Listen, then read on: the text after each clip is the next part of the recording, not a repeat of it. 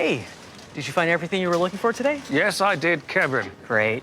Will this be cash or card? I will not be paying for anything today. Got it. No charge. Now, will you be wanting the extended warranty coverage? I won't be talked into any extended warranty. Got it. Now, if you just punch in your email... Nor will I be punching in my email address. I won't be talked into any kind of Best Buy membership card or charge card. Right. But we really do need your email to keep you up to date about promotion. Oh, for the Geek Squad? Geek Squad. Not yes. a problem at all. Okay. TBTL.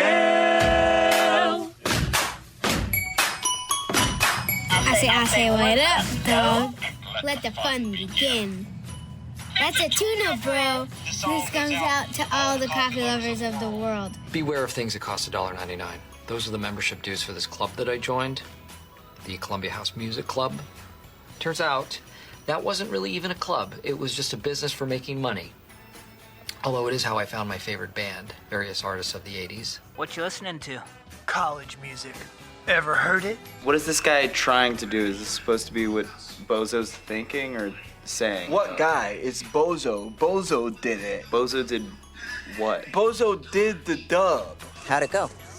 Well, he's gonna acknowledge me on Instagram, so I guess you could say it was one of the best conversations of my entire life. Please clap. Well, all right. Hello, good morning, and welcome everyone to a Thursday edition of TBTL, the show that just might be too beautiful to live. Targets. My name's Luke Burbank. I'm your host. First things first, I love my job. Coming to you from the Beehive State. That's right. Salt Lake City, Utah. Nothing beats a Jet 2 holiday. Where it is, it's pretty warm here today, to be honest with you. Got out on my little ramble today, my jog, and I did it again. I completely forgot. Salt Lake City is like almost a mile of elevation. It's like 4,000 something feet above sea level. I think I did this maybe in like Denver a while ago. And I was out jogging around up to the state capitol and checking out this very beautiful city. And I thought that I was having a medical event. I was like actually pretty concerned, and then I stopped. I got out my phone. I Googled what is the elevation of Salt Lake City, and then it told me, and then I said, oh, okay, this makes sense. And then I just continued on my way, feeling lightheaded and almost falling over, but getting it all done. And getting ready to bring you episode 4522 in a collector's series. Let the fun begin. There's a former NBA athlete named Gilbert Arenas, who is in some trouble today, accused of running an illegal poker game at his mansion. I wish I hadn't done that. He's also the only former NBA player that I've ever personally gambled with. I know him. So we'll tell you what's going on with that. Also, speaking of high-level athletics, one of the TBTL junior sluggers, Armani, is up for an award that we can vote to try to help him win. And Kids and fantasy. We'll talk about that, too. And it's a Thursday, a.k.a. Blur's Day, so we'll do the Blur's Day messages, and we'll talk to this guy, longest-running Cobra of the show, maybe best known for his depictions of the tall ships. Isn't he the best? He's Andrew Walsh, and he's joining me right now. Good morning, my friend. Good morning, Luke. I'm sorry I don't have any fun banter dialed up here. I was sending an email to Tim Kirkshin as you were reading your intro. Were you expanding on the thing that we talked about pre-recording? We're not going to talk about here. Yeah, no, we're not doing it here. We just did like a half-hour sort of unrecorded Mariners-related no-point conversation. Yeah. I'm in a little bit of a state myself here, Andrew, because I don't have my cough button. And I'm able to mute my microphone feed to you, but I can't have two screens up at once. I can't have the screen that allows me to do that, and then the screen that I play these little sound effects on, you know, like Booyah! In your face! That's a and good so one. as I was getting right into my little spiel at the top, I realized, oh man, I had too much iced coffee. What I had was too much half and half in my iced coffee. Mm-hmm. Ooh, did you and just I mute could yourself? feel, Just do it there? I did. I just did. And I could feel the need to clear my throat, and I was trying to power through, and I couldn't. And you heard me have to actually I don't like this. It's very unprofessional. I had to clear my throat on air. Well, I had put a marker there. I was gonna. You can take it out? I was going to, but now. No, that's fine. No, that's good. Okay. You know what? We'll put that in the unreleased DVD extras next year for the Thon. Maybe I'll make it. I would rather that you took cut it out at the beginning of the show, but then I'll save it as an Easter egg for the Will you end play of it the at the end of the show, please? Yes. I don't like the idea that some new person, some new listener has tuned in for the first time. Maybe they heard me on Wait, Don't Tell Me this week, which is why I'm here in Salt Lake City. Maybe they're coming to the show for the first time, and then right out of the gate, one of the hosts of the show is clearing his throat on air. And that's one of those things. I don't know if this is a diagnosable condition, but I definitely have a very strong reaction, a very strong glottal reaction to consuming anything that's sort of creamy. So, like, I've got this iced coffee here, and I put some half and half in it. I must have put too much in because it's doing that number on my throat right now. And my mom has this too. I don't think she knows she has this, but since she's now spending so much time at my house, and we have coffee together many mornings, she totally does this as well. But I think it's subconscious You for her. just hear so her I think clearing her throat or whatever. constantly. Yes, and so I think that may have been passed down from her to me. But thank you for cutting that out. And I'll cut everyone, that out. Yep. listen till the end of the show, and then you'll get a little special reward, a little treat, which will be me clearing my throat. Yeah, boy, that's how you sweep the quarter hour right there. That's how you absolutely. TSL, my friends. Actually, this is not why I brought this up a second ago, but sort of like you're talking about professionalism and like first impressions and how, you know, you can say something silly or you can stumble and get through it and make a joke of it, but there's something to you about clearing your throat that seems especially... That's the one that bugs me. Yeah, which I can totally see. And boy, you've made me... I don't even know if I needed to clear my throat there. I just heard you mute yourself. Yes, I had to because I had the idea in my head. Now suddenly I'm talking and I couldn't think about anything else other than clearing my throat. But no joke, we don't have to get into it. But like for real, I'm not just saying that. We don't have to get into the email. It doesn't matter. But I do not know Tim Kirkshin, famous baseball writer, personally. I was literally on the website of his podcast sending in a question because I thought I might have seen something unique in a couple of baseball games the last 2 nights. And so I was writing in to see if it was maybe the first time in baseball history this particular phenomenon happened. That's something that they kind of feast upon on that show.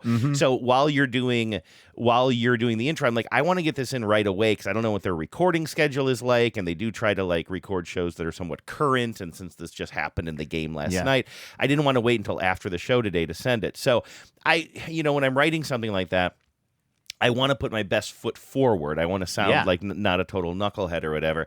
And this is a grammatical question I have for you. So don't worry. Everybody's like, oh, he's building up to have a baseball conversation. I'm not. If you're a grammar nerd, question. this is for you. Yes.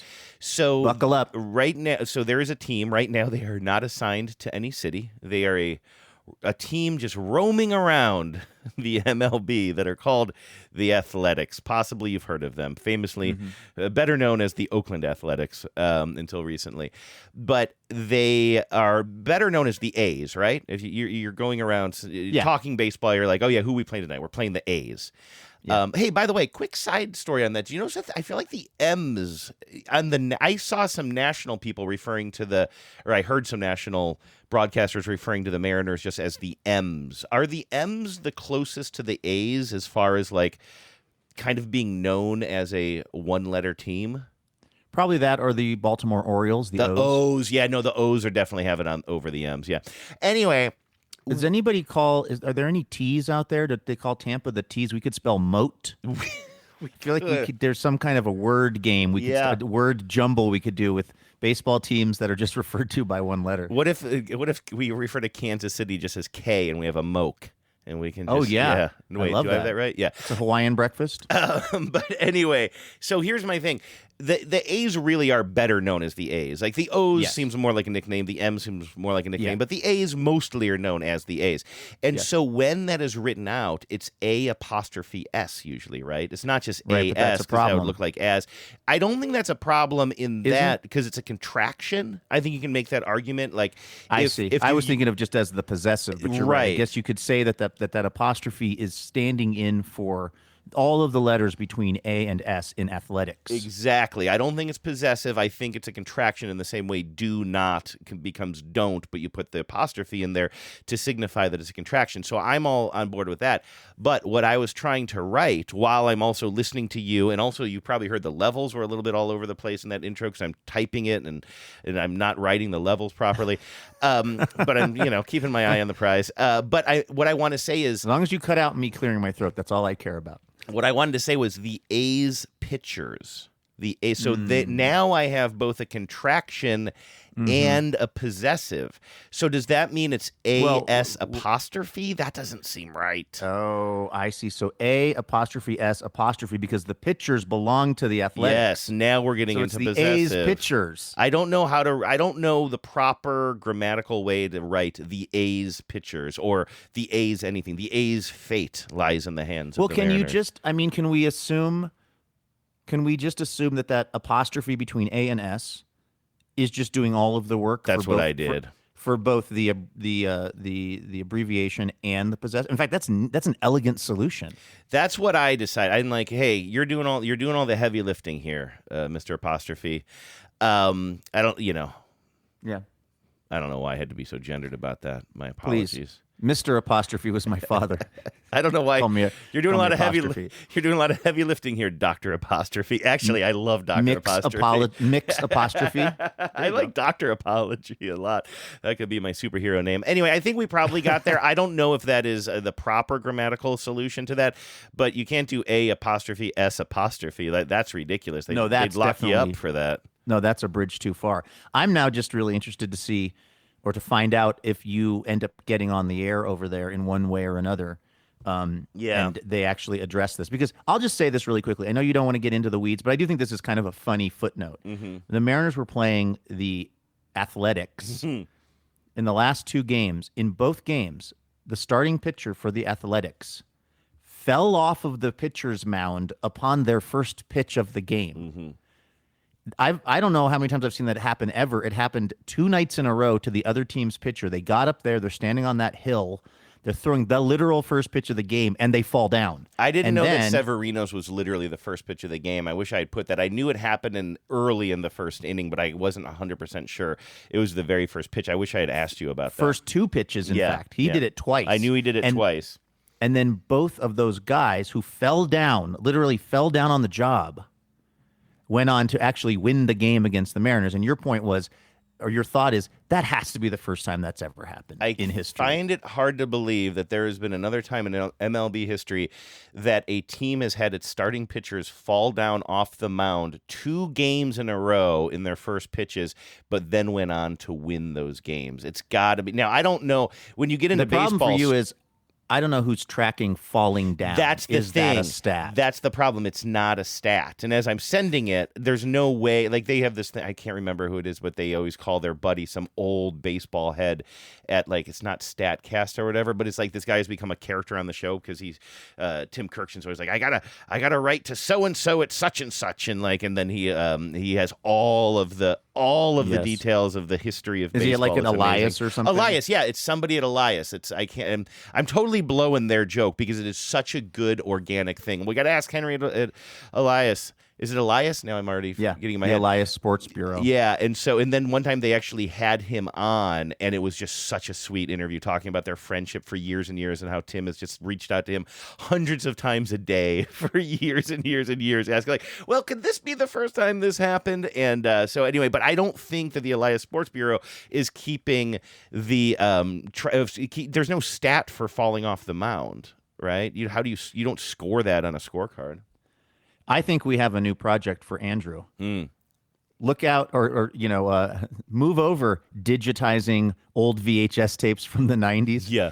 I think you should start watching every Major League Baseball game that's ever occurred and just count the number of times a pitcher fell off of the mound. Do I start at the very beginning of MLB baseball? Yeah, you start with like Catfish Hunter pitching. Okay, is that a real? He's a little. Is that a real person? Yeah, Catfish. He's actually way too modern. Catfish Hunter was like almost in my era. I think you got to go back to like. But the Cy Young. nickname- You got to go back to Cy Young himself. Yeah, I'm just reading about it. Warren Spahn. Warren Spahn would be a good starting point, I think. How far back does that go? Is that the teens? Way far back. I feel like Warren Spahn was like, that was back when they were still naming people Warren. Yeah, right. If you think about that. Right. I also love how you and I had we did an entire unrecorded show so that we would get this shit out of our system. I know. But I really did think it was a grammatical thing. No, that's a good question. But then within 7 minutes, I had somehow gotten us to the words Elias Sports Bureau. I mean, that went way worse than expected. Can I tell you about? I mean, not for you and I think for us that was a very enjoyable experience. Oh yeah, no, but maybe not so much for some of the folks listening.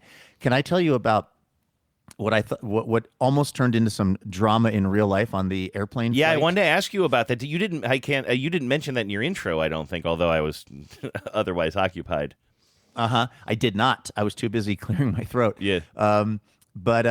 So I flew from Portland to Salt Lake City last night, which is a quick hop. It's like an hour and a half, which is why I'm so shook by the fact that I'm an hour ahead of you now. Yeah. Like, it didn't seem like we went far enough for it to be a different time here, but it is by 1 hour. Maybe you just went fast enough, and that's why it's a different time there now. Exactly. We actually flew around the world backwards so as to reverse time and for me to go fix a few mistakes that I made on Wednesday. But so I'm on the flight. It's a pretty empty flight, and so because of that, unfortunately, and because Keir smiled on me, I managed to be up near the front of the plane, so I was like in first class for this short flight. And one thing that I noticed, I had my headphones in, I was listening to music and doing other things, and I noticed two things. The row next to me, so I was the way that this is one of these little kind of smaller planes, so the way that the front of the plane, the first class is set up is there's a single row of seats going along one side of the plane of first class. And then on the other side of the aisle, there's sets of 2 seats. And if I ever have my pick, I'm always in one of those single seats because that just feels like that's heaven on earth. You're both in a window and an aisle. You know, you have complete autonomy there. So I was over in one of those, and the folks next to me were sort of an older couple, and they were talking pretty loudly to each other, I think, just, because maybe of hearing things or, it's loud on the plane or whatever. But they didn't really have that, I don't know what you'd call it. Like, Becca and I are going to be taking a trip here in a little while. And like when we're on the plane, I wouldn't say I'm whispering, but I'm somehow conscious of not talking too loudly on the airplane, which is a strange thing because it's a loud environment. You kind of do have to speak up a little bit. Yeah. But there's a sweet spot. There's a volume that you can kind of use that the person next to you, particularly if you know them, they can hear you and everything. You kind of lean in though. I think you kind of there's something instinctive that like I do so as to not be shouting on the plane because I don't want to be bothering everyone else. Also, I'm the kind of person who doesn't like to have a cell phone conversation in public. So a lot of that's just embarrassment. So this couple next to me, they're talking to each other. They're talking pretty loudly. But actually, the people that were talking the most loudly were these 2 guys behind them, so in row 2 of first class, who did not know each other, but were like almost the same guy. Like, in fact, initially when I saw them and heard them talking, I thought they might actually be in a partnership because they were so similar looking. I thought they might be, a gay couple because sometimes you'll see a couple and they look exactly like each other. You know what I mean? Like a couple that is together, but they also have the exact same physical appearance. And I've always thought that's a really interesting move. Like, I have such high self-esteem. I'd like to marry myself. Like when Jenna Maroney dated the Jenna Maroney exactly. cabaret dancer or whatever he was. He looked totally. Like her. I always find that to be an interesting move. Like you'll see 2 people and they're just like twinning hard, but they're also romantically involved. Like, wow, that's okay, cool. So that's for a moment. I thought, oh, that's maybe that's the status because they were just like in a conversation in a way that really seemed like they must know each other. But then what I figured out over time was they were not a couple. In fact, they didn't even know each other. They just were hitting it off so hard and so loudly, Andrew. Like they were way more loud than the older couple that was in my row, to the point where I'd be like listening to my music and in between songs, as soon as there wasn't something in my AirPods, like kind of dulling the noise, it was like this one guy was like, it felt like he was almost yelling or something. There was something about the way that their voices, just almost the frequency of these 2 guys' voices. And again, it was a pleasant, they were enjoying their conversation with each other. It wasn't like there wasn't any sort of aggression or anger in it, but it was just like, it just kept cutting through and I kept being like, what the heck? And at some point, and I'm just trying to kind of drown it out. Mostly what I'm trying to do is get the MLB app to like just refresh enough that I can get the flippin' Mariners score.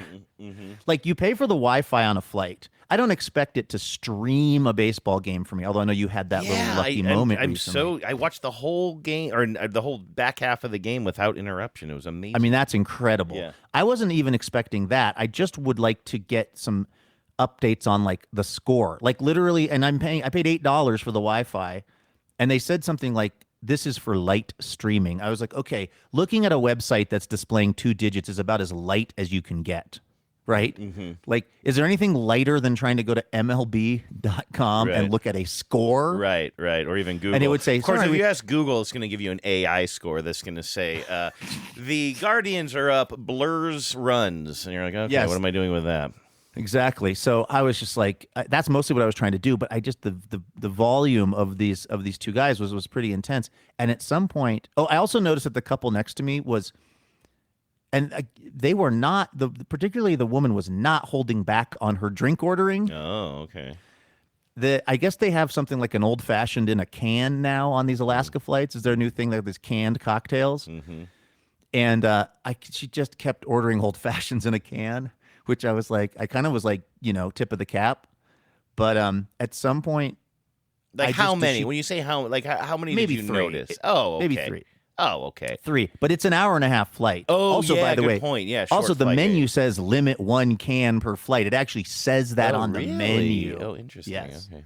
Yeah, I was surprised because I was like, what is she? I was like, they make old fashions, and then I like got the menu out, and I was like, oh, it's like a canned old fashioned. But I mean, I got to say, and I'm assume that you've I did not like have any cocktails like the last time I flew. Oh, well, it was at work. Well, it was the work trip. But even on the way home on Sunday, I could have seen myself. But if I order a drink on a plane, usually I'm ordering a double anyway, which means 2 of those little bottles. Sure, usually I'm absolutely. getting like a cranberry vodka or something. So, but it's usually not an hour-and-a-half flight, I guess. Yeah, and a double makes sense because particularly if you're in coach, you may never see those people again. So you seriously gotta double up. Yes, yeah.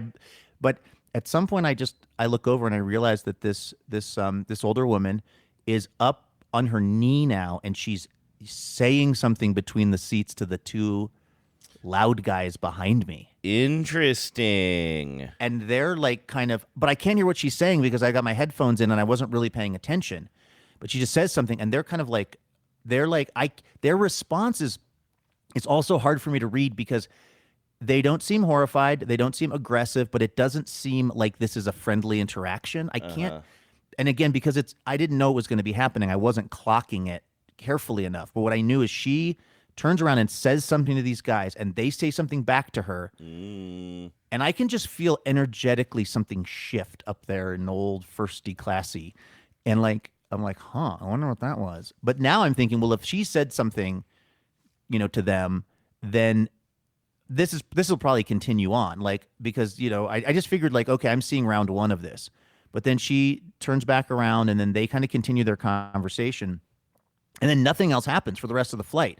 So over the rest of the flight, I just go, I must have misinterpreted that. That must have been she must have been just chiming in on their conversation, because nothing else has happened. And they didn't stop talking; they kept talking. So. And she didn't look back again. This doesn't seem to be a developing, continuing situation. So I basically constructed this universe in my mind, which they were just talking about something. She wanted to get in on the conversation. They were all in on the conversation, and then she was back to looking forward. And in fact, that's your new sort of reasoning. My new working theory. I want to break in here only because I want some clarification on something, and this is on me. My apologies, but I want a better understanding of how these people are all positioned in regards to each other and you. Because my point here is, I was even thinking this before when you were talking about noise on an airplane. It's a really interesting environment because of the natural sounds of an airplane. It's almost like this natural white noise. It really muffles sound in a really helpful way until something kind of cuts through it. But a big part of that is where you're sitting in relation to the loud people. So if I'm sitting behind the loud people, I might not hear the loud people. If I'm sitting in front of the loud people, it's going to be very loud because they're talking over the din and they're projecting forward. So can you remind me the order of seats here? Yes. The very front row of first class is the older couple. Okay. And directly behind them in the second row of first class are the 2 guys in their 40s who have met and are hitting it off famously. Love it. And then you're behind them? Nope. I am also in the front row of first class, but I'm across the aisle in those single seats. Okay, perfect. Okay, gotcha. Sorry. And you said all of that. That's on me. Go ahead. And so I now am thinking, I spend the rest of the flight trying to analyze what I think happened, it was such a small thing. It wasn't like one of those zip tied, somebody gets zip tied and hauled off the plane. Like nothing was even happening, but I just felt a disturbance in the force. And also it was like those guys they're very loud. Like they talk very loud. It was annoying me, but I wasn't going to get into it or say anything. And but then I also thought, I wonder if maybe this woman, and I don't want to assume anything about somebody because of their age, but I also thought it's interesting that this woman and her husband, who were, again, much older than I am, my guess would be that maybe her hearing was less keen than mine and therefore maybe would be less bothered. I created this universe in which I decided she hadn't been reprimanding them for being too loud because maybe she didn't have as keen of hearing anymore and so therefore was probably unbothered by it. Like these are the theories I'm spinning in my head. So the plane lands.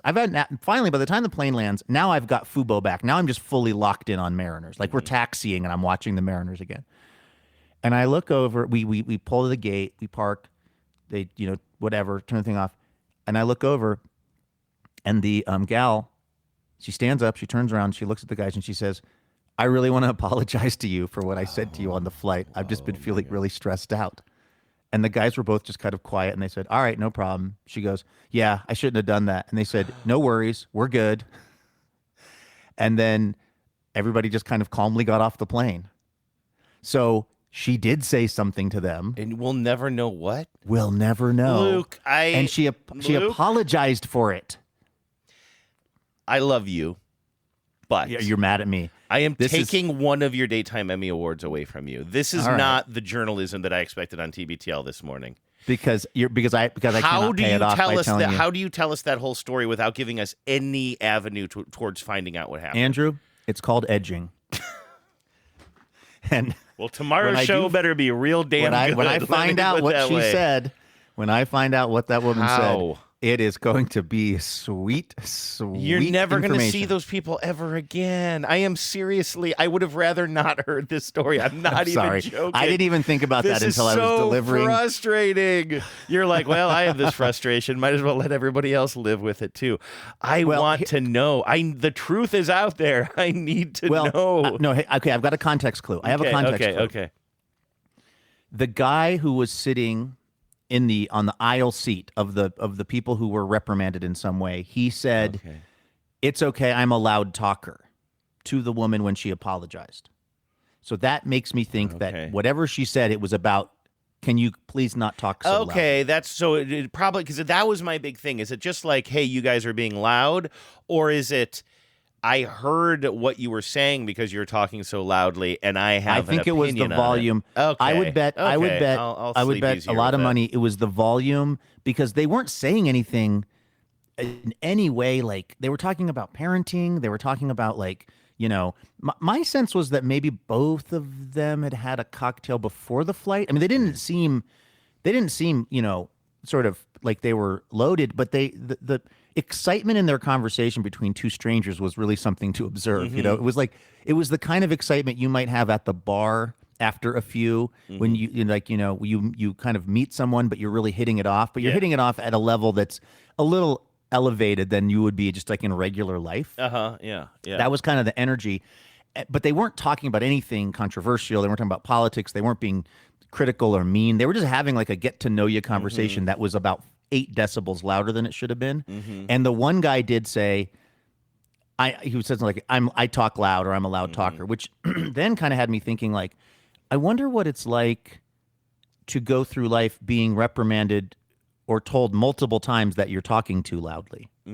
Like for this guy, like he kind of said, I think what happened was she sort of apologized. Their initial response wasn't like, it is no problem. Their initial response was, don't worry about it. But they were still, I think they were both still a little annoyed. A little stung, They were kind of, stung. They were kind of like withholding like a full forgiveness from this woman. It wasn't like, but then she sort of kept talking. And then I think it kind of, they sort of, they sort of their hurt feelings started to like ebb a little bit, and then that was when the one guy who was, by the way, the guy talking the most loudly, the aisle guy, he was also the closest to me, and he was behind me, by the way. So that's to your theory. Granted, I'm across the aisle, but he's still effectively behind me, so that's probably why it was hitting my ear especially loudly. He said, I'm a loud talker or something, which then made me think, yeah, so people have told him this before. Yeah. People have told him he's a loud talker. And then I was like, I wonder if that's like an auditory situation. Like, I wonder if you're somebody who has like undiagnosed hearing loss, if, maybe like, why has this guy been a loud talker all his life? Yeah. Or at least a loud talker to the degree that people have told him, hey, you're a loud talker, but he's not talking more quietly. He's just that's continuing true. on. Yeah, that like is what's certain going on physiologically with that? That is certain people's energy, though. Like I know that I definitely have friends, who just they naturally are just talking loud all the time. And you're right. I don't know if it's a ear thing or what, but might be an energy level thing. I'm just trying to match your energy, bro. Do you know this? I mean, I don't. This thing lives in my head. This goddamn moment in time lives in my head so painfully, and I've brought it up on the show before, and it's one of those I don't even like talking about it. But do you? I don't know if you'll remember this or not, although I know this always pisses you off and you want to go and clock these people or you want to go box their ears on my behalf. But like I was at that LA Dodgers game, this is 10 years ago now or more, because I lived in LA around 2014. Yeah.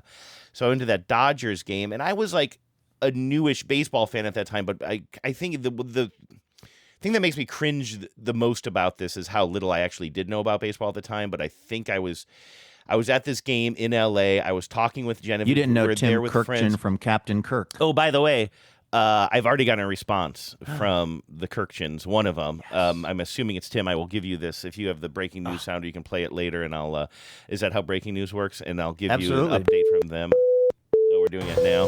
TVTL breaking news. Well, that was a sample. I'll finish my LA Dodgers story and then just keep your I've got finger it on right that here. button. Yeah, okay. Don't let it out of your sight.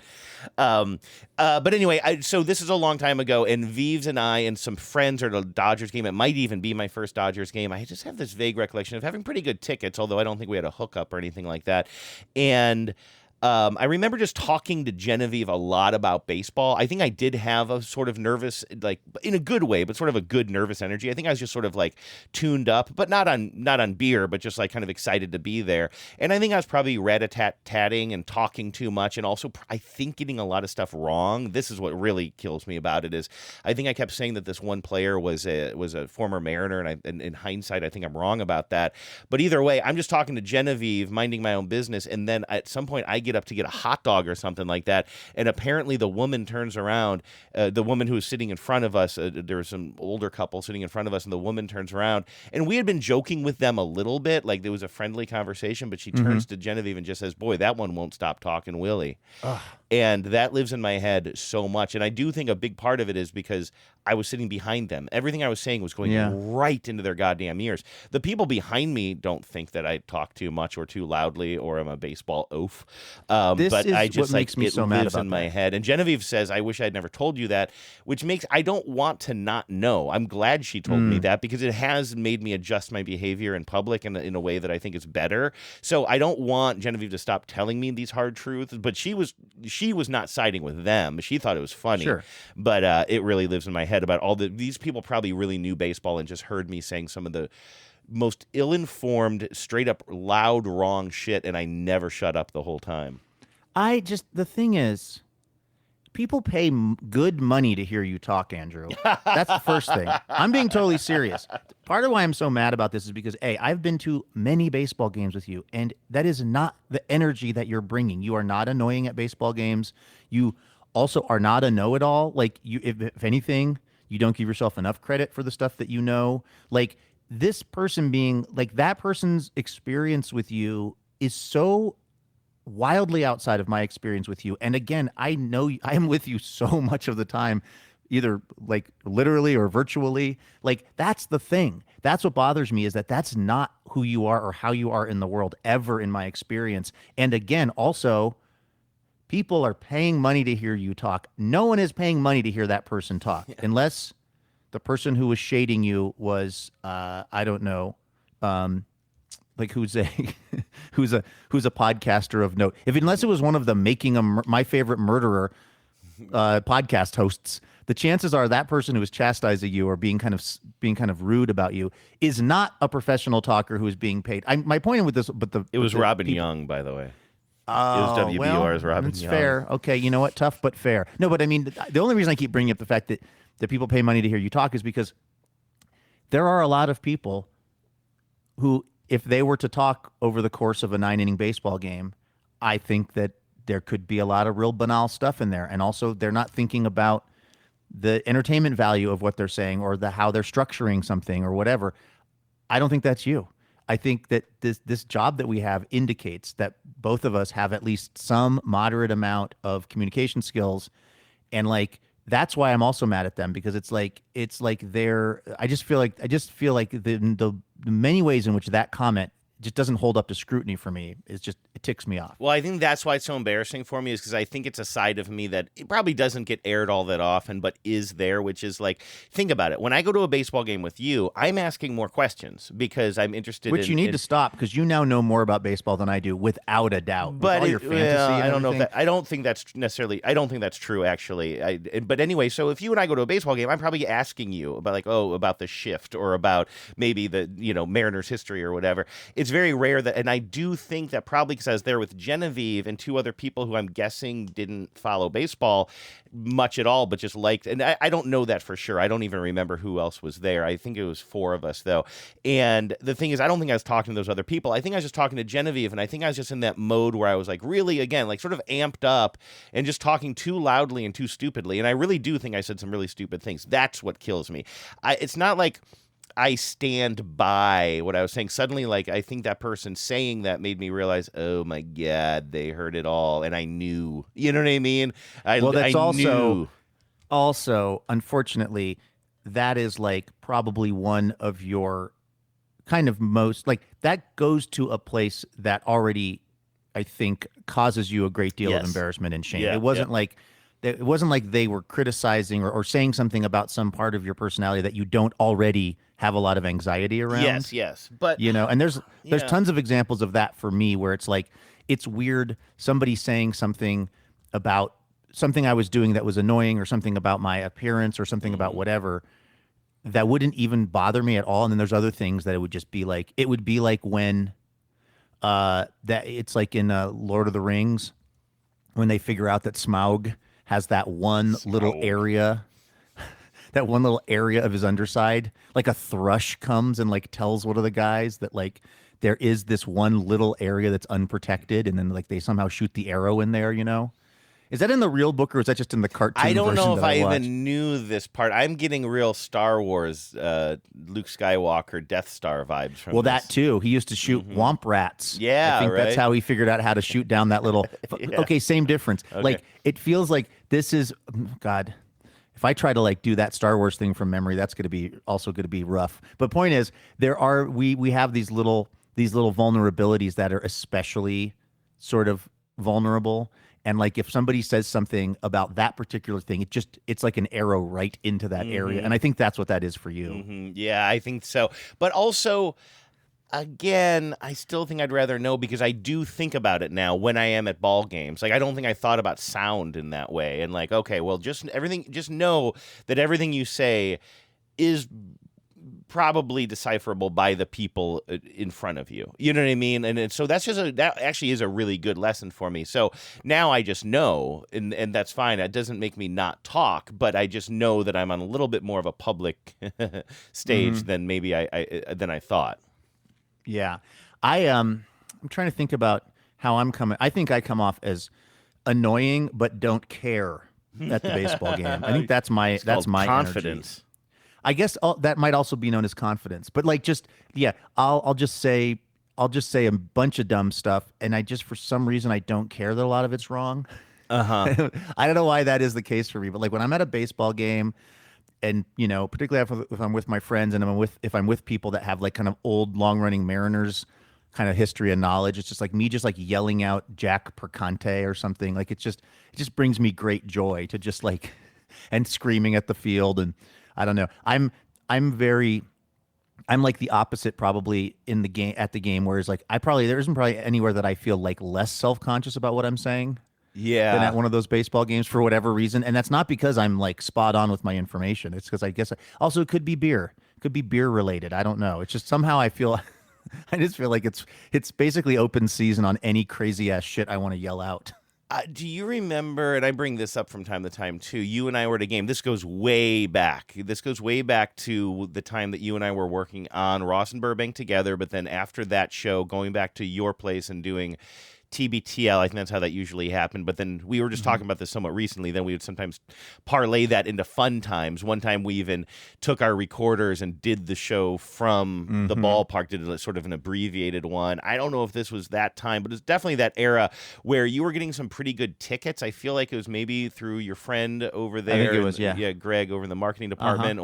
And for some reason, I thought that Gibbard was involved with one of these, and then he didn't show up. And maybe I feel like maybe I'm making that up. But all that is to say, it was like probably like what 2012 or something like that, and we're getting good seats. You're getting good seats and taking me to the ballpark.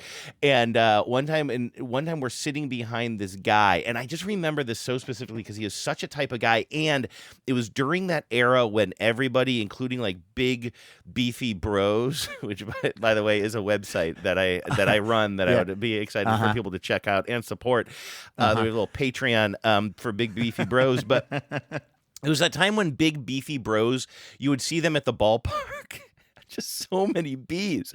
You would see these Big Beefy Bros at the ballpark. They'd usually be drinking beer, more bees, but instead everybody was low carbing it. And so you would see everybody like drinking wine or whatever at the ballpark. And I just remember this guy who was sitting right in front of us, and you and I are talking, God knows what we're talking about. And we're probably a couple of beers, and you're low carbing it at the time. So you're maybe drinking wine too. I don't know. And I just remember this Big Beefy Bro guy, who I think at the time was maybe a little bit older than us, but maybe a middle-aged guy, like turns around and it kind of says, I know you. He's talking to you. He's like, I know your voice. You're in Luke Burbank. And you're like, yeah. And he's like, I listened to your show. And you're like, thank you. He's like, I didn't say I like it or something like that. He was kind of like ball busting a little bit. Does any of that ring a bell to you at all? That has happened a lot. But I just remember, and for some reason, I just remember this guy having all of that energy of like kind of a bro-ish baseball fan, but there was something about him this big beefy bro at a baseball game, not drinking beer but busting balls. and something about busting balls with this little glass of white wine in his hands. It's just and again, everybody can drink what they want. I can't explain it. It's just like it's just really burrowed into my memory. But then I don't know how much you remember about the aftermath, but he basically said, I said, thank you. And he said, I'm not saying I was a fan. And then I'm assuming that he said that kind of half jokingly or like I think it was just ball-bustingly. kind of, or I might, and in fact, I might have even said that. Like he said, oh, I listened to your show. And then he didn't say anything. And then maybe I said, well, he didn't say he likes it or something like that. One of us, it was just a little bit ball busty, generally speaking. I just remember but that. But it didn't get like tense from there. Like everything stayed okay. No, I think it was okay. But I do think it was one of those things where you and I were both kind of like, and you were a little bit more headbutty in those days too. And I don't think that literally and figuratively. Yeah, so I don't think it was like I don't think it was anywhere near getting that level, but it was a little bit of the, kind of like a couple of dogs sniffing each other a little bit. Sure. You know what I mean? It probably helps that I'm guessing this guy was a Mariners fan because he lived in Seattle. I'm sure, yeah. Of course, it would have been unlikely that this person, if they were from out of town, would then have heard the radio show. He probably heard Ross and Burbank, I'm guessing. Yeah, that's what I'm guessing. But it like let's just imagine it's like, it's Mariners versus the Yankees or some team or the Red Sox, and then one of their fans is there and then is like somehow aware of like me but then is also kind of flipping me shit. That could be an express train to Headbutt Town real fast. It helps at least if we're all rooting for the Mariners, because that's what happens to me in those situations. Is it's like it's all fun and games until some weird element of it triggers me. Because there's the competitive nature, there's the I really want the Mariners to win, and then because of that, I really want the other team to lose, the team they're playing. And like, if there's something going on with me and another Mariners fan, that's one thing, but at least the question of outcome is not part of the thing. We're not rooting for different outcomes. But there can be this moment for me if I'm sparring with somebody who's the fan of another team, where when I feel somehow cornered or triggered, now I have to let them know that being a fan of their team is a war crime. Right. I have to let them know that liking the team they like makes them, at their core, a horrible person. And that's what it gets. That's what it can get a little out of hand for me. Depending on the team, are you like me though? It You're depends saying on depending on the team. team, that might be true? Because I feel like yes, depending on the team, it might be true. Because I've definitely been at games. I'm trying to think I know I was at a game earlier this year because I told you about it. This guy was shopping for Stetson hats on his phone. Yes, and I was with his son. And I was looking over his shoulder, and I can't remember who we were playing, but we got walloped that night. But it was one of those teams where I was just like kind of just happy for them. I mean, I still have the spark of fandom. I'm not rooting for the other teams, but if that had been, and we've made the Aria list a million times on this show, but if that had been Red Sox fans, if that had been the really obnoxious fans who come in, Blue Jays would have killed me, or that time that Dodgers fan was like making fun of the Mariners, and then when I asked him what part of LA he's from, he's like Federal Way or whatever, Linwood. I can't remember where he said. He's North. It was North seriously, Hollywood. it was just like some AKA Federal Way. Yeah, it was like literally a suburb of of Seattle, I should say. Yeah. And he literally says, "I'm just a hater." I'm just like, ugh, like I wanted that guy was awful. I'm just a hater. What an ineffective explanation of your behavior. Yeah, exactly. Like, well, I guess enjoy it, bro. But I don't know. Like, honestly, I was at a game when this is a couple of seasons ago where the Pirates like pummeled us. I'm really into alliteration today. It's my new thing. But we got absolutely pummeled. There was a pirate pal who was having a Paloma. But I remember it was one of the most fun games I had gone to because I was there with a couple of pals at the Pirates game when we got pummeled by the Palomas. And I remember literally saying to my buddy Jacob after the game, like, I know we lost, but that was literally one of the most fun games I've been to. It was just like everything hit right. I think there might have been fireworks afterwards or something. It was just like it hit right. And it's because I don't have a deep-seated hatred of Pirates fans, Yes, exactly.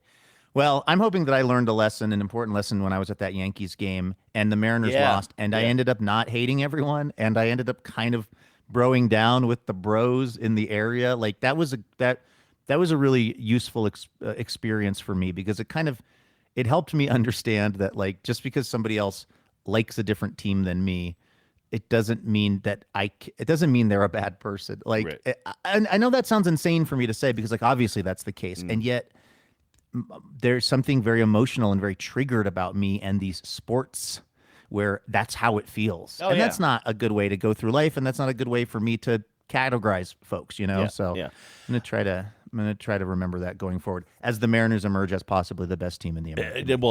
It's a self-fulfilling prophecy. Listen, I know we need to move on, but you got to hit that breaking news sounder. Oh yeah, really that one. quickly. I forgot about that. We'll make this real quick, and then we'll move on. TVTL breaking news.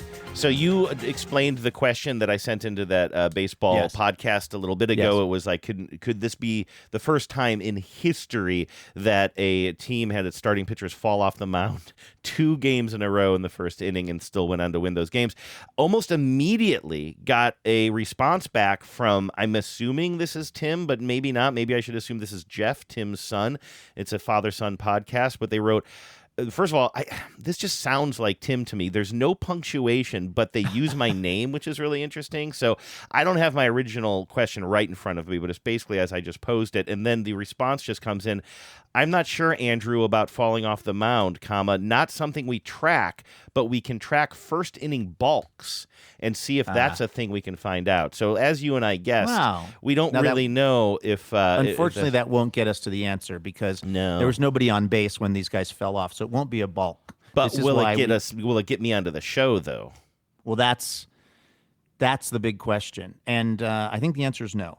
But maybe. I mean, I do think it's a very interesting question, but I think you and I both suspected correctly that the issue was going to be the non-tracking of people falling down when on the mound. That's why Operation Andrew Eyes now kicks in, where you go back and you have to watch every single Major League Baseball game that's at least that was recorded. I guess that actually helps you a little bit. A huge chunk of baseball history was not taped, so I was wondering. Puts you into the 70s, probably mid-70s. So that's actually kind of good. That helps. You know what? Forget the name Warren Spahn, okay? Okay, sounds good.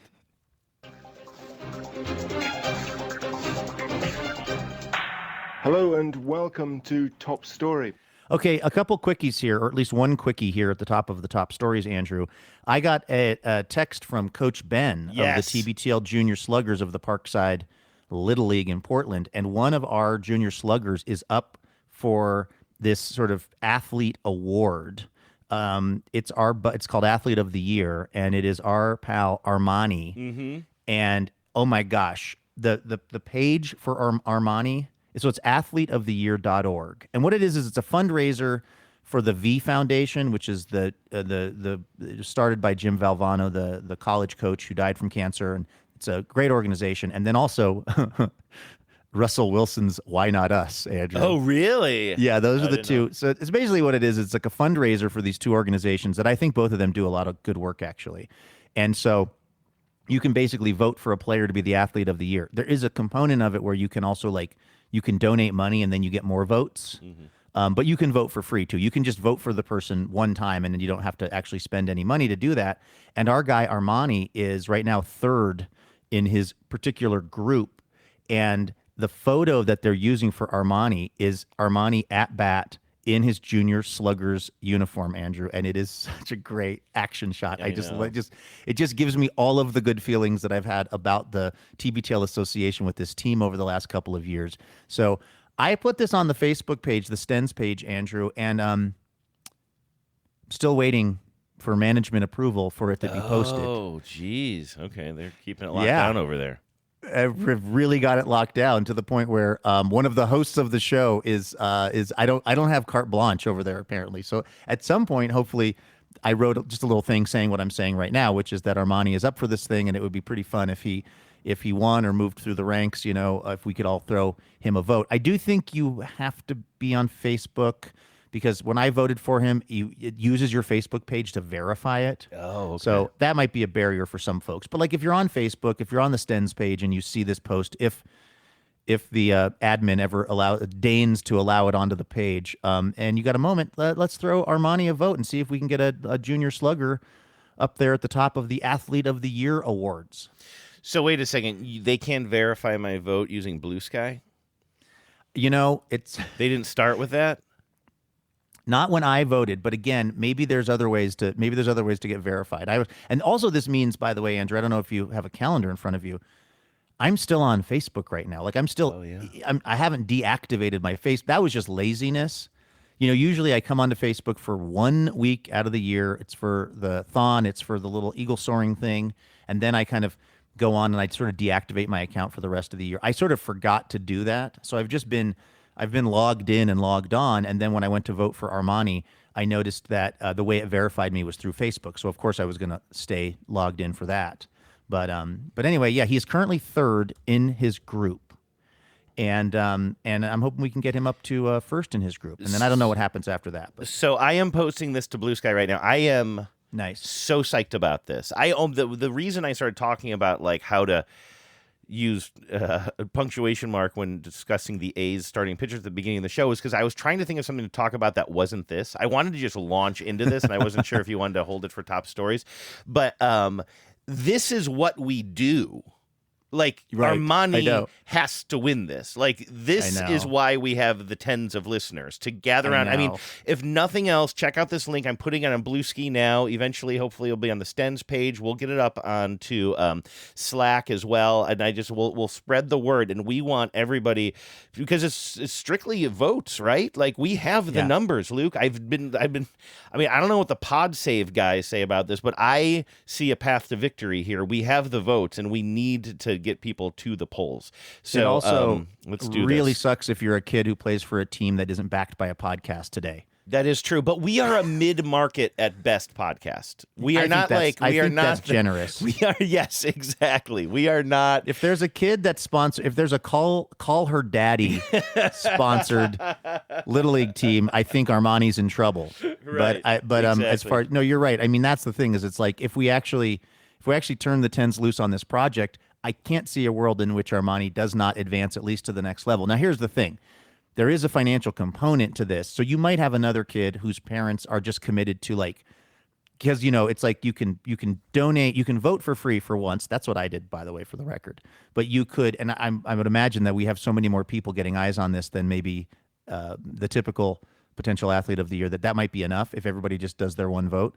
But also there you could get 250 votes if you wanted to donate $250. That's how the money is being raised for these foundations. So we'll see. There could be somebody who's really wants their kid to win and they're really willing to spend the money to do it. That's a possibility. But I think it would be fun at least if we can try to move our money on it too. I'm assuming also that there's like a lot of rounds to this, like because the top prize for the athlete of the year is they get to be featured in an ad in Sports Illustrated and they win $25,000, which, just saying, Armani, if we kind of get you there, a little kickback to TBTL wouldn't be the worst. See, I like the way you think. I mean, well, what's a tenth of that? Like, you know what I mean? Like, you can peel off a little bit like for what's that? Is that that's $2,500, right? And then you split that between you, me, and John. Yeah, that cash could get us out of a couple of jams. Absolutely. Definitely. Yeah. So I'm just saying, we scratch your back, you scratch ours. Everybody wins. It's all good. No, but seriously, if you go to the Stens page or if you go to the Blue Ski and you see this little, just if only to look at the photo of Armani in the TBTL Junior Sluggers uniform, about to just absolutely rope the ball to left, I presume. So anyway, I love it. I'm very excited about that. From that story to another story that's not so much about athletes but about gambling. Gilbert Arenas, the one-time Washington Wizard, and I think played a few different places in the NBA. He was known as Hibachi and also Agent Zero. He's always been, let's just say, a quirky guy, also a guy who got in some trouble I believe, bringing a gun to the locker room when he was a Washington Wizard because he was in a fight with another player on his team. He's kind of, again, he's had an interesting past, let's just say. He is now been charged with helping run an illegal poker operation out of a mansion of his in Encino. And the charges are essentially that he and some of his collaborators had these really, really very, very sort of expensive poker games going on, which were more or less they'd opened an illegal casino. And what they were doing, according to authorities, that was illegal was they were taking a rake. You can have a poker game in your house, and you can have people can bet whatever they want to bet. If you start taking a percentage of each pot for the house, that's called the rake. That means you're trying to be a casino, and you're not really allowed to do that. There's also part of the allegation is that there were women that were hired to sort of take drink orders and to provide, I believe it was described as like personal comfort or something to these players. There was sounds like there may have been some things that were going on, at the place and within the game that are not particularly legal with that kind of stuff. And so now Gilbert Arenas he's already out of jail. He's already bonded out. He was apparently dancing as he came down the steps as they let him out of jail. He was doing a dance and he said, basically, they don't have anything on me. And then he wrote like on one of the social medias, he said, all I did was rent my house out. Now, the problem with that is one of the allegations is that he had a custom made poker table with his face on it that everybody was playing on, which does seem like maybe more than just renting your house out. Mm-hmm. It seems like he was pretty involved in the whole process. And considering the fact that I've gambled with this guy, it's not super shocking to hear these allegations. He is the dude that when I was in Vegas playing Baccarat once years and years ago, I actually thought there was a chance he and I were going to become like legit friends off of this because we were playing for hours. It was just me and him at this Baccarat table. He's playing, so much more money than I am, but I was also at the time playing a fairly hefty amount per hand because Baccarat is mostly a tie game. You kind of push it back and forth a lot. And he had this whole crazy system.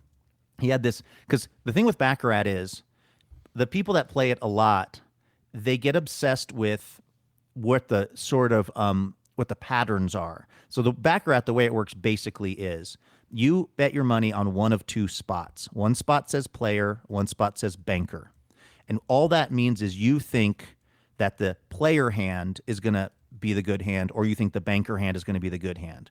So the dealer puts down cards on two sides of this line. One side of the line is player, one side of the line is banker. You can do either one when you're sitting there.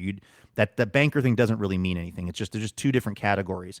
And you're just betting on what category you think is going to get the winning cards. But the people that play Baccarat, they get obsessed with all of these like quasi mystical ideas of like if it's going to jump, if it's, I mean, that's what I saw that Dana White guy win $1.2 million in 10 minutes on when I was doing that thing in Vegas. So Gilbert Arenas has this, they give you these long, big, long rectangular cards where you can track like the last like 40 hands, and they give you a pencil and this big long card, and everybody who's serious is just sitting there making all these like elaborate, I mean, it's like a beautiful mind shit. They're writing down equations, or I'm always like, you guys, that's like thinking that you can figure out what's going to happen with a coin flip. That's like thinking like, well, it's okay, it's going to bridge because it bridged 4 times ago, and now it's like, no, it's just random chance and then probability, you know? But anyway, he had this crazy thing going on his scorecard where he would tell himself that he was down $10,000. So he would write minus $10,000. And then every time he won, he would be coming up to zero. So he'd win $1,000. He'd be like, now I'm only down $9,000. And then he'd do it again. And he'd be like, he'd win more, and he'd be like, now I'm only down $4,000. And he'd get up to where he wasn't down, I'm doing that in air quotes, to where he was even, which really meant he had made another $10,000. Then he would scratch that out, and he would like put the chip somewhere, and then he would write minus $10,000 again. This was his system, was trying to trick himself into thinking he was down so that he was winning back up to being even. I don't know why that mattered. Like me setting to him. my clock ahead a little bit. Exactly. I always do that in my studio here, and that's why sometimes you and I will have a moment of like, when are we dialing up again or something like that? And I'll be like, well, that's 15 minutes. And I realize, oh, that's actually 20 minutes. Or because my clock is always about 5 minutes fast. He was doing that. Another thing that I observed in these hours of playing with him, because people figured out, oh, that's Gilbert Arenas. And like, I've never just been in normal life with somebody who is, let's just say, that appealing to the opposite sex. Like, I've never watched somebody just have multiple women approach him and try to talk to him while he's just sitting there playing Baccarat. And in this particular few hours of time that I was with him, watch him totally not engage with that. Like, this guy wanted to play Baccarat with me, weirdly. Like, we were really, really hitting it off. And like, it was just, that's just not, let's just say that's not how my life works, just watching people come up and kind of throw themselves against the castle wall of trying to get Gilbert Arenas' phone number or his attention, and him to just be like totally uninterested because he's like playing Baccarat. It was just a very unusual experience for me. And then, of course, at some point, because I've been sitting there so long with this guy who is a high roller, it is my theory that the casino misunderstood my relationship with him and thought maybe I was his agent or just his bodyguard. Probably bodyguard. Yeah. Like I was the muscle. Sometimes I would carry him around the casino, kind of like Kevin Costner does with Whitney Houston in the movie The Bodyguard. I was picturing more Paul Rubens being carried around in 30 Rock, saying things like, it feels good to laugh. Well, that was when Gilbert would carry me, it was more like that. There was one set of footprints in the Aria Casino, and that was when Gilbert carried me. Yeah. But anyway, from that point, somebody walked up to me from the casino and handed me a business card and said, hey, this is the name of your host if you want to get in touch with them. And I was like, host say what? Like, I didn't even know what that meant. I was totally inexperienced with that side of Vegas at that time, and have gone back to being inexperienced with that side of Vegas, for the record. But I was like, oh, okay. And so it's a phone number. It's a business card with a phone number and a woman's name on it. And because I had been there with Gilbert Arenas for so long, I had somehow been recategorized in their system as being somebody who should have basically a fixer at the casino, somebody who gets you tickets to things, somebody who takes stuff off of your bill. Because the whole way that casino stuff works, if you're like a Gilbert Arenas, is you gamble so much, and let's be honest, the casino ends up getting so much of your money that they are incentivized to really try to give you a lot of perks so that you are feeling good about the experience, even as you are eventually surrendering a lot of your hard-earned money to them. And so I had this host, and I remember I called the person and I said, hey, I've been told that you're my host, and this person, she said, yeah, just when you're checking out, just call me, and I'll see what we can do about your bill. And so I remember on this trip, it was a a number of us, we were staying at the hotel and we'd put a lot of stuff on the room. And now I think the room was like under my name or something. So I'm waiting in line and there'd been a lot of room charges. I want to say that the bill was, it's in the few $1,000s between the actual room charge and between the food things that had been charged to the room. And like, we're going to divide this all up later. That's the plan. And I'm in line checking out of the hotel. And I think, I don't know, maybe this person will take like some of the food off the bill or something. And I call and I get the voicemail for this casino host. And I go, hi, this is Luke Burbank. I was here with Gilbert Arenas. I'm trying to really lean into this now. I don't want to lie, but I also want to make sure that they're tracking that I was with Gilbert Arenas. And I'm like, and you said to call this number when I was checking out. So I'm calling it and thank you. And then it's like, I hang up and I was like, well, that was stupid. Like, why did I do that? Stupid, Luke. And so then there's like 3 more people in line in front of me. So they get done. They check out. I walk up there. I go to check out. I give him my card. The guy goes, oh, yeah, the bill is comped. Nice. I was like, what the heck? So, yeah, the whole bill had been comped because of Gilbert Arenas, basically. Did part of you wish you had gone harder in some aspect of your bill? Well, part of me was like, these people I'm with better be freaking seriously appreciative. Yeah.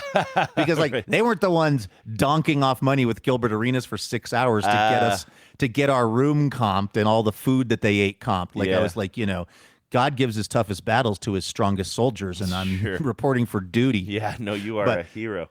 A true hero. So anyway, all that is to say, and a lot of people were saying this yesterday online about this thing. And again, these are just allegations. It's this has not been proven in a court of law. But Gilbert Arenas just has this rep of being a guy who's kind of like always a little bit in some kind of hot water, and he doesn't seem particularly shy about it. Like he doesn't. It's almost like his personality. And I saw a lot of guys online yesterday saying, every once in a while, it's exactly who you think it's going to be. Yeah, and that's a rare thing. It's it's a lot of times it's the last person you thought it was going to be, but then sometimes it's 100% the person you kind of thought it would be. Like nobody who follows sports and Gilbert Arenas was in any way shocked to read Gilbert Arenas arrested for running a legal poker ring. It was like the least surprising headline that you could have read yesterday if you're a sports person. Has his own face imprinted on the poker table. That's astounding. Exactly. Hey, before we move on, I want to kind of shift the conversation back to something we were talking about before, because I want to give a quick update on this Athlete of the Year, the Youth Athlete of the Year contest. Please. So you do not need Facebook in order to vote. I did not need Facebook at all. So I just wanted to check that. Thank you. You had said this, you had mentioned that it was a fundraiser, but I didn't understand exactly how it works. And you probably said this, and I was probably Googling around, but it's a fundraiser in that like you can buy a certain number of votes. When you put it that way, it really sounds sketchy, but no, it's a fundraiser. Maybe you said that. So I did. So I just bought a certain number of votes, and I was very loudly saying, let's do this, people. And I still think let's do this, people. But coming off of our own week of asking people for money, I want to also just express once again, oh, yes, I see. This is not us asking the tens simply to crowdsource and jump online, but this is another financial commitment, which you might be interested in. I do think we should support Armani and this group. But my tone might have been slightly different when I thought this was just like get one of those toys of the pecking bird and set it behind your computer and just keep hitting the submit button over and over again. So this is definitely a fundraiser, and I was happy to chip in. Yeah, and as I mentioned, you can do a vote for free. I did a free vote myself. I voted one time for Armani. It didn't cost me any money. So that's also an option. Well, that's kind of what I was... Sounds like I'm kind of winning here. So it sounds like I'm winning here then. Maybe that's why you needed to use Facebook. Because I think you're right. For me, it was like, well, the credit card, or I use Google Pay. You skip right to the front of the line. I skip right to the front of the line. I was trying to vote, and somebody says, "Would you want to skip to the head of the line? I'm from Clear." And I said, "Yes, sir." No, but it was a very, very seamless.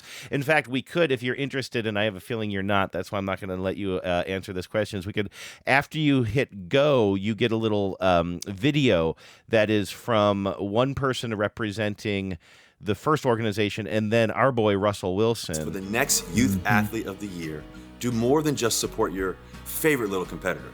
You're helping support Why Not Youth Foundation and their mission to equip today's youth with the skills and opportunities to become tomorrow's leaders.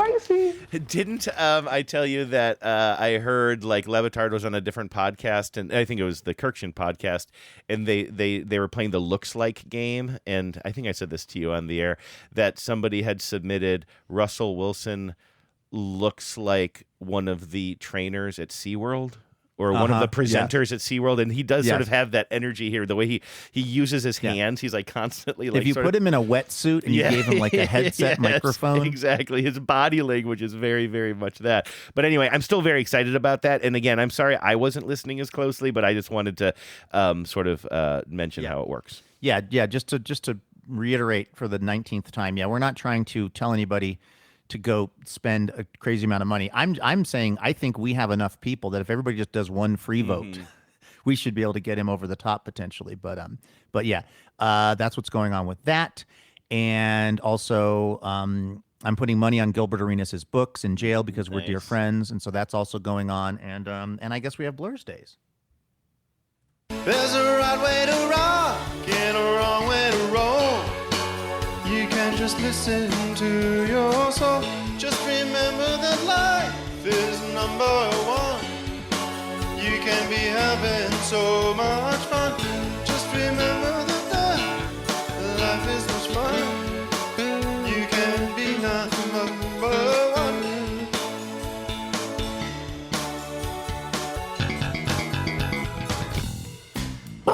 Who wants to go to the Blurspital? That's not the best intro to this segment. This is the Blur's Day segment where people wish everybody a happy birthday. The Blurspital?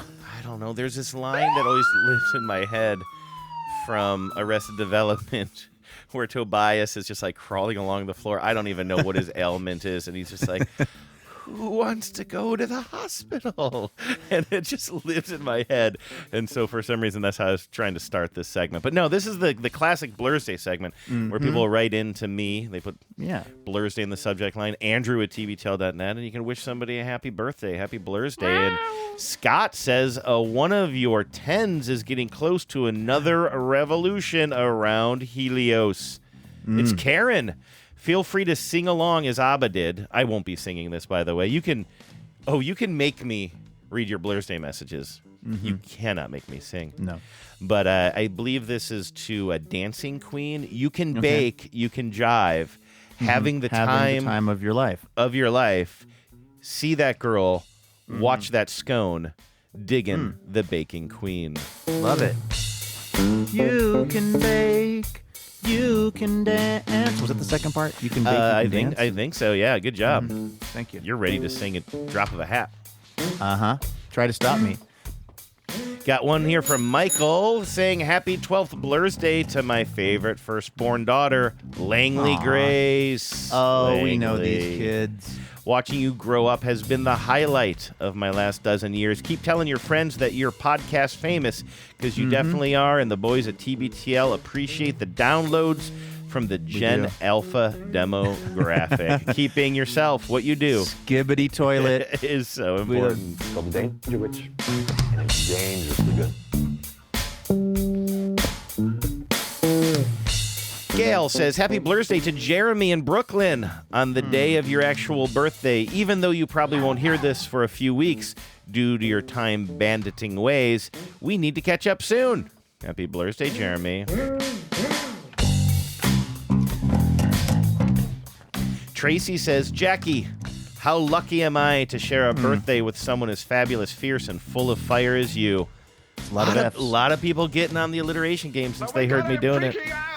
We were clearly born on the same day for a reason. Oh, it sounds like we got a double Blurs going on here. I see what's Jackie going on and here. Tracy. Okay. We were clearly born on the same day for a reason. The world needed it. Double the greatness, joy, and unstoppable energy. Here's to another year of leveling up, laughing louder, and living like the 10s we are. Let's celebrate like only true 10s know how. Nice.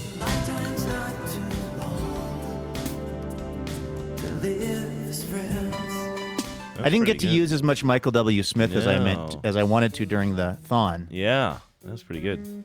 Yeah, that's by the way, for the like 40 people who know what that is, that just time traveled them Friends Are Friends Forever. I know. I Smith. recognize that. Yeah, I wouldn't have That known made the its way name. even into your life as a kid. Maybe I only recognize it from you playing it on the show. I don't know, but I definitely know that sound. Should we do this one from Lauren St. Pete?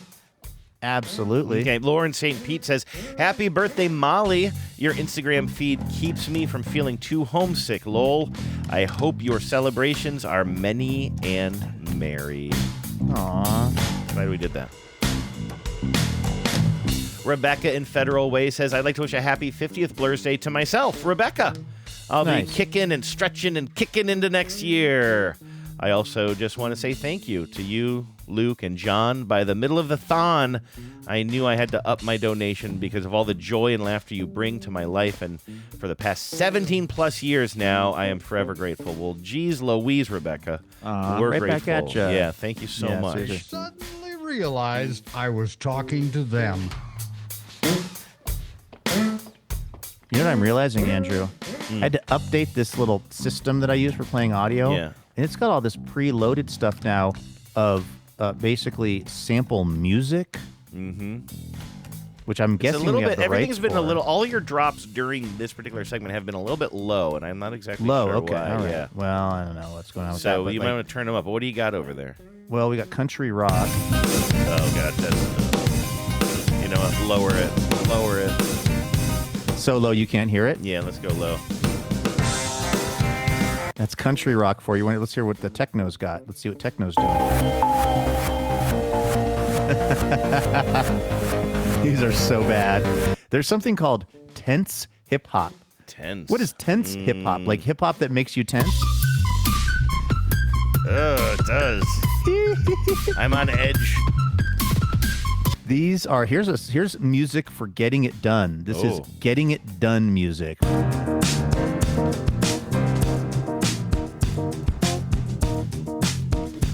Wow, these I are just cleaned my whole house while you these played are that. these are unbelievably bad. And what's amazing is the icons that they've put on them.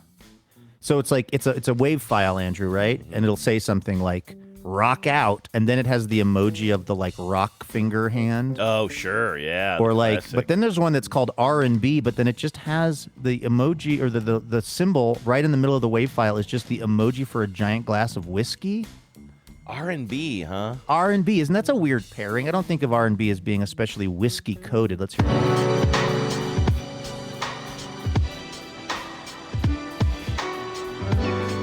I don't know if I'd even call that R&B.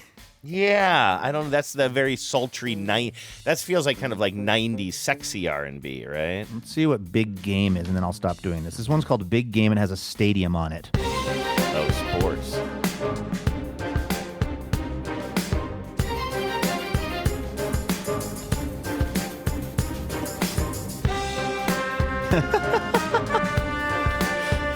I don't know when they wrote this stuff, but I feel like there was a big technological shift right after they did it. Like I feel like if we jumped on AI, we could have, or that what was it, Sunmo or whatever that website is that I had make some music for us. Like that stuff sounds incredibly antiquated, even though it probably came out 2 years ago. It's like in those 2 years, the programs have figured out how to make stuff that sounds a lot less corny. Well, the thing that I'm most proud about of the segment so far is that we played all of that music on top of the Tim Heidecker music. Like, I just love that we didn't even bother pulling it out. No, that's good. That's new art. That's the right. thing. You take two pieces of existing art and you combine them, and then you've got new art. It's called sampling. Yeah. Keith in Cleveland, where we believe Snake Plissken spent some time. It's referred back to in Escape from L.A. Keith in Cleveland says, "Happy Blur's Day to my 11 April. You're an extraordinarily thoughtful and caring person, an amazing mother to our 2 5s, Ben and Chloe, and the best wife and friend a guy could ever hope for. I'm so fortunate to have spent the last 40 years with you and look forward to many more. Here's to a fun birthday celebration weekend with plenty of relaxing Herkel-Durkel time." These are getting okay, that sounds a little... Sooner or later, gentlemen, you will eat your words. I'm having a thought that I want to tell you about a podcast I listened to yesterday, but I feel like I mention it now. It's going to sort of, I don't know, implicate Keith and April in ways I don't want. Hold on. We'll get through this segment, then I'm going to ask you. I about hate something. podcasting. It's just ruined my life. All right, last one. Oh, this is from our Utah 10s. Wait, that's great. I can see them from my house. I know. This is from August to Maddie. Dad and me wishing you a happy 46th birthday, Maddie. Almost 5 decades. Wait, this might be a different... This actually, I don't know. The Maddie I was thinking of, I don't think is 46. Never mind. I don't know that these are Utah. My apologies. You know what? Let's just let's start this over. Well, here's a message from another place that Snake Plissken probably got in trouble at one point, although we don't know where. This is from August to Maddie. Dad and me wishing you a happy 46th birthday, Maddie. Almost 5 decades. I really hope this one was the most special and best of them all. From August to Maddie. So we have I'm assuming that if that... Well, I guess I don't know the age of that August, but can we assume that August is an adult? I don't know what to assume about that, to be honest with you. Because I was going to say we know we have a young Augie. Mm-hmm. We have the baby Augie that baby we love, Augie, and then we've got. I'm interested in the number of Augusts that listen to this show. Yes, and what the age range is of Augusts. I feel like we've got a lot of them. And we also, the thing is here, I'm looking for, because we have another Maddie who, her and her whole family, I believe, are the Salt Lake I'm going to City- see them tonight, Andrew. Oh, you're going to see them tonight? This? Oh, here They're coming to Wait, Don't Tell Me. And this is what, because yesterday at the end of the show, I mentioned Carl Malone, the mailman, and how he said, I deliver update on at that, the by the Salt way. Palace. Well, I do too, from Maddie in Utah, who texted and says, you guys were talking about the Salt Palace in Salt Lake at the end of today's episode. I want to let you know that it was a basketball arena from the 70s through the 90s, and then they moved to the Delta Center, and it was torn down to make the Salt Palace Convention Center, which is still here and thriving. That was the update I had. Did you have more? That's the update I had as well. Yeah. I jogged by the Salt Palace today. My hotel is like 50 feet from the Salt Palace. Really? There and I you noted go. that it was the convention center, and we're like across the street from the Delta Center. So that was the intel that I had as well. Nice. Well, that random thought that popped in my head earlier had to do with anniversaries, or somebody had said that they had been together for 40 years, which reminded me of somebody talking about a couple that had been together for 50 years on a podcast yesterday, and this person was just like, that just doesn't happen anymore. I mean, 50 years is such a long time, and the reason they were astounded, but especially about the length of this particular marriage, was because it was the marriage that resulted from what was called, and I don't particularly like this term, but the two 1970s era lefty Yankees who kind of swapped wives and swapped lives. Did you know about this? And it was a public feel thing? like I've heard this story a long time ago, but I've forgotten all of the details. And I have forgotten all of their names, which is going to be probably problematic, but maybe not, because it really, what I should do is just say, this was a episode of Pablo Torre Finds Out, and I think it was from the archives. He must be on summer break or something, and usually I don't listen to reruns, but the headline was something about the wife swapping scandal of the 1970s Yankees, and so I listened to the whole story. That podcast, if you're at all interested in the topic, and sometimes I'm not, and so I just skip it, but if you have even a tiny bit of interest in the topic, that show does such a good job of storytelling. And well, they really did the whole fact-checking. figuring out where Bill Belichick, what house Bill Belichick was Exactly. walking out of with the ring cam, Yes. shirtless. I mean, that's one of the greatest. Maybe it's the most important sports story of our time, as far Right. as I'm concerned. And Pablo, no joke, as far as really important sports stories, Pablo broke that whole story open. He got that like 61-page document about basically collusion inside the NFL that broke a few months ago between and also like kind of collusion between the association that represents the players union. Oh yeah, that guy's in big trouble. Oh my God! And that all happened from Pablo. So it's just like this meticulous reporting, but also really good storytelling. And so anyway, he told the story of these two teammates, and I'm just going to leave all the names out, and I'll give you the broad strokes, and you can go back and listen to a good version of this. But there were these two teammates, and they were friends, and they were both, I believe, lefty relievers during I guess an unprecedentedly bad time for the Yankees. Like the Yankees were doing really poorly, which is sort of like kind of, as they put on the show, nobody was paying attention to this team until this whole thing happened. But the four of them, these two players and their wives were like, you know, they always hung out together anyway, and then they were at some sort of a barbecue or something, and they were all leaving, and one of them sort of just casual. One of them was more of a Luke, and one of them was more of an Andrew, it sounds like. I'll let you decide who is who, but like one of them was more of a wild man sort of and kind of known as a character, and one was more reserved. And the guy who was kind of a bigger personality, more of a character, said, hey, I'll drive, why doesn't your wife come with me or whatever, and you take my wife. And then that's basically how it all started. The Meeker guy, I think, went to this like mom and pop like kind of soda shop with his friend's wife, and they kind of had a more innocent date. The other two kind of disappeared for about 2 hours and then came in, shirts ruffled or something like that. But then that started this whole thing where it was kind of like, it was, you know, everybody was on board with this, and they basically kind of swapped partners and really families. Yes, as Pablo said, it was not a wife swap as the term is, and I always think that is always it's always called a wife swap because of the way we sort of regard women. I feel like it's more possessive, and I don't like that. But he said, actually, this was a husband swap because the wives' lives stayed the same. They stayed in the same houses with the same kids and the same families. It was the husbands who actually kind of swapped scenarios here. But the thing is, the guy who sort of spurred this all on, the kind of more like kind of bigger personality, they end up having a press conference. The Yankees have a press conference to explain what's kind of going on because this all is very public at this point, and it's better just to address it head on.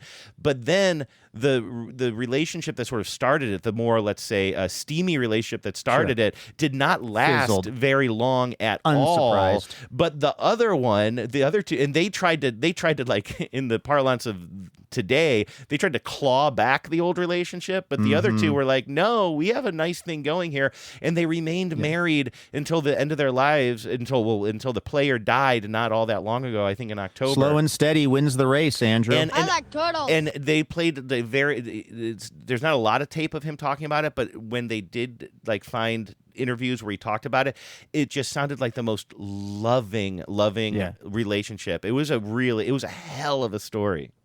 I mean, it sounds like what you're saying is Andrews win in the end, and that's fine. I get it. Yes, exactly. It's like you basically had where like this couple that you know when they paired up, that they were probably, you know, they were well aligned, and that they probably weren't maybe the flashiest two people ever, but also that their love was solid and they built a great life together. And then you had the horny couple that was like all like, you know, champagne wishes and caviar dreams, and like, this is just so great. And then, like happens to a lot of people who are wired that way, a couple of years in, they were like, actually, I don't like this anymore.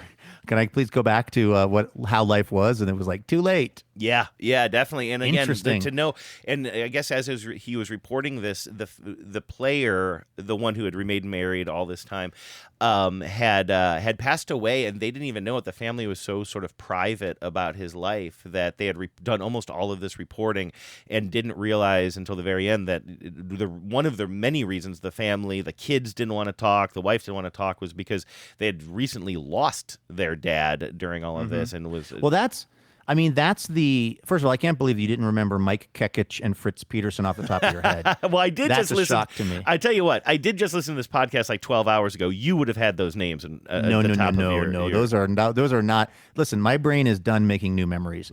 But what I think is also very interesting, I wonder what the experience was like for the kids, because that's a whole thing too. You know, like I'm assuming that there was still.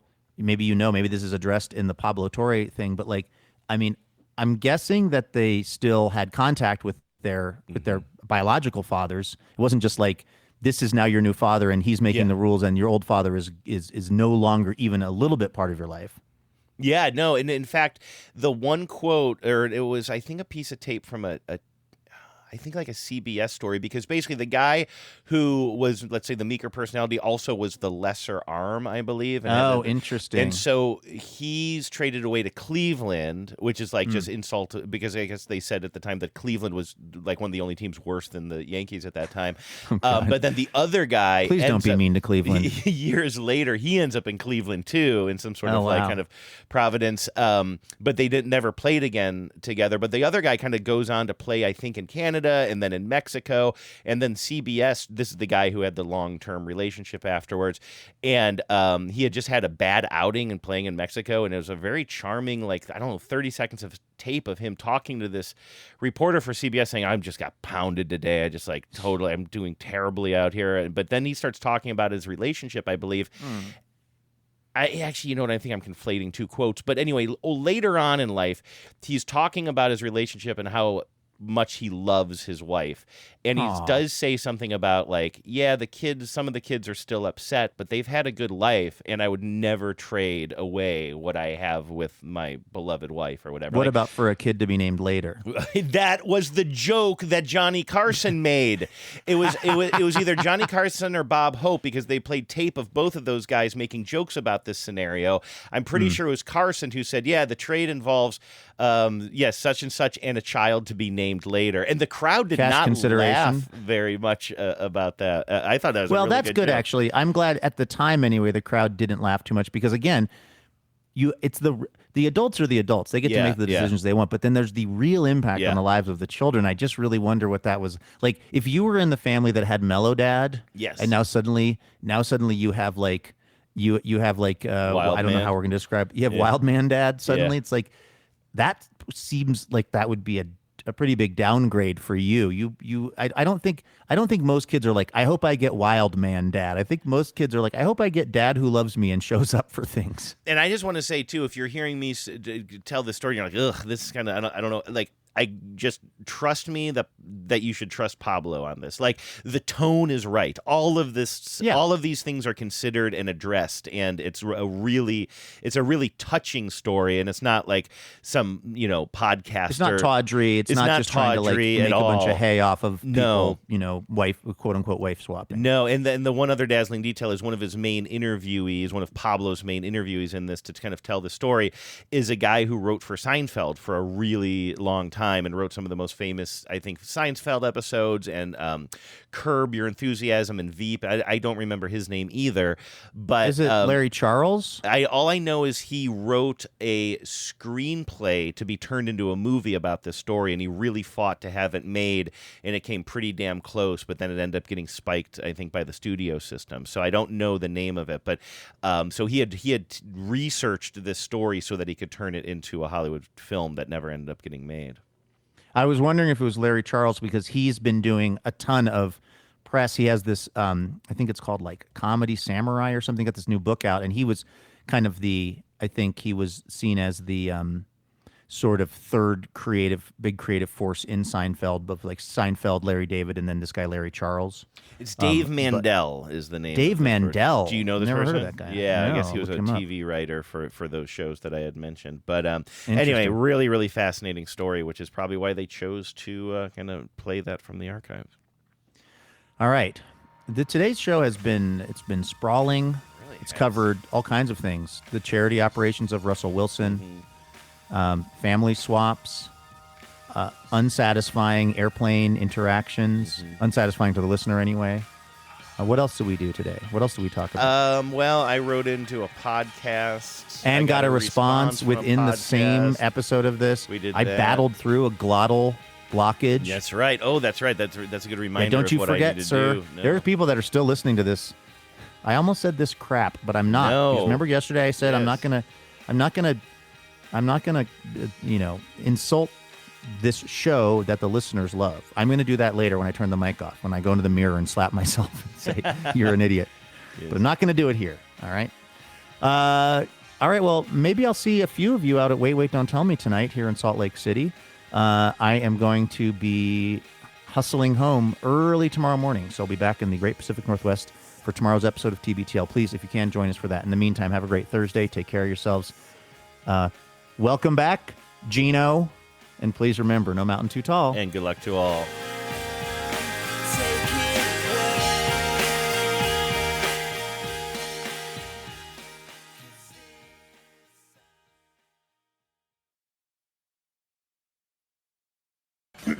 Power out.